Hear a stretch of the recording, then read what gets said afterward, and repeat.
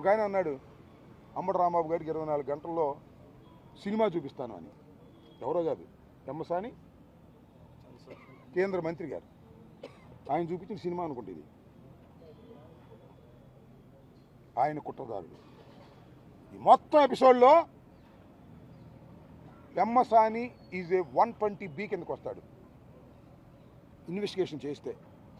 గంగా వెంకటేశ్వర కరెక్ట్గా ఇన్వెస్టిగేషన్ చేస్తే, police department కరెక్ట్గా ఇన్వెస్టిగేషన్ చేస్తే చేయట్లా వాళ్ళు. పెమ్మసానే మొత్తం నడిపాడనేది అందరికీ తెలిసినటువంటి సత్యం.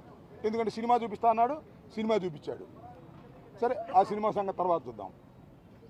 ఖచ్చితంగా ఇన్వెస్టిగేషన్ జరిగితే కేంద్ర మంత్రి పెమ్మసాని 120B కిందకి వస్తాడు. కానీ పోలీసు వారు రక్షించే ప్రయత్నం చేస్తున్నారు. పోలీసు వారు రక్షించే ప్రయత్నం చేసినా వైఎస్ఆర్ కాంగ్రెస్ పార్టీ అంబటి రాంబాబు వదిలిపెట్టడు. గుర్తుపెట్టుకోండి.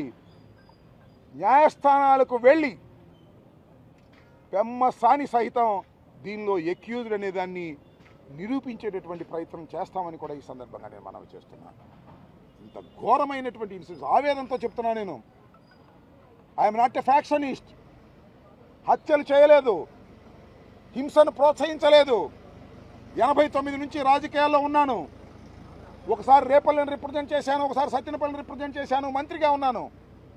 ఎక్కడ గొడవలని ప్రోత్సహించేటటువంటి మనస్తత్వం కానటువంటి అంబటి రాంబాబు ఇంటి మీద పడి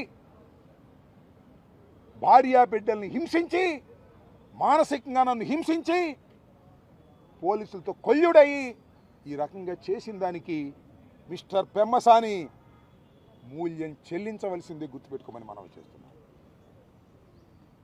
నా మీద ఇంత దుర్మార్గమైన దాడి చేసి ఒక వికటాట్టహాసంగా నవ్వుకుంటున్నారు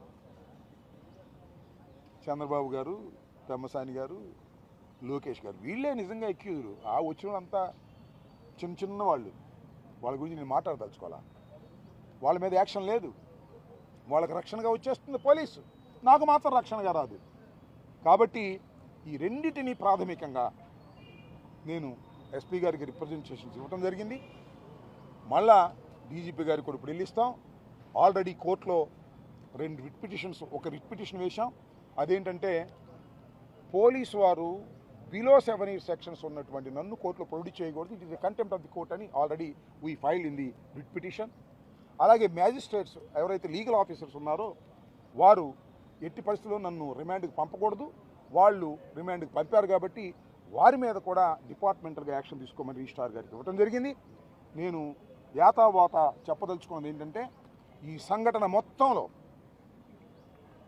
పోలీసు వారు మాకు సహకరించకపోతే, ఒకవేళ పోయినా ఇంతవరకు సహకరించలేదు, వాళ్ళకే సహకరించారు. చట్ట ప్రకారంగా, న్యాయ ప్రకారంగా న్యాయ వ్యవస్థ, ఇండిపెండెంట్ న్యాయ వ్యవస్థ ఒకటి ఉంది భారతదేశంలో. పోలీసు వారి మీద విశ్వాసం పోయిందేమో కానీ న్యాయ వ్యవస్థ మీద మాత్రం విశ్వాసం ఎవరికి పోలేదు. ఆ న్యాయ వ్యవస్థ ద్వారా చట్ట ప్రకారం జరగవలసిన అన్ని కార్యక్రమాలు పోలీసు వారి చేత చేయించేటటువంటి కార్యక్రమాన్ని న్యాయస్థానం ద్వారా చేస్తామని. అఫ్కోర్స్ న్యాయస్థానాలు అంటే ఇట్ విల్ టేక్ టైం, యాక్షన్కి టైం పడుతుంది, సుదీర్ఘకాలం ఫైట్ చేయాల్సి వస్తుంది. సుదీర్ఘకాలం న్యాయస్థానాల్లో ఇఫ్ నెససరీ సుప్రీంకోర్టుకు కూడా వెళ్ళి దీనిలో న్యాయం జరిగే విధంగా, ఇలాంటి సంఘటన జరిగితే ఇలాంటి పరిణామాలు ఉంటాయి అని క్రిమినల్స్కి, దుండగులకి తెలిసే విధంగా న్యాయస్థానాల ద్వారా, ఇప్పుడంటే నేను చెప్పదలుచుకుంది ఏంటంటే, పోలీసులు దుండగులు కలిసిన న్యాయ వ్యవస్థ మాత్రం సహించదు అని చెప్పే రీతిలో దీనిలో సారాంశం రావాలనేటువంటి తాపత్రయంతో మేము ప్రయత్నం చేయబోతున్నాం. జగన్మోహన్ రెడ్డి గారి డైరెక్షన్లో అవసరమైతే సుప్రీంకోర్టు కూడా వెళ్ళి దీన్ని సాధించే ప్రయత్నం చేస్తామని ఈ సందర్భంగా తెలియపరుస్తూ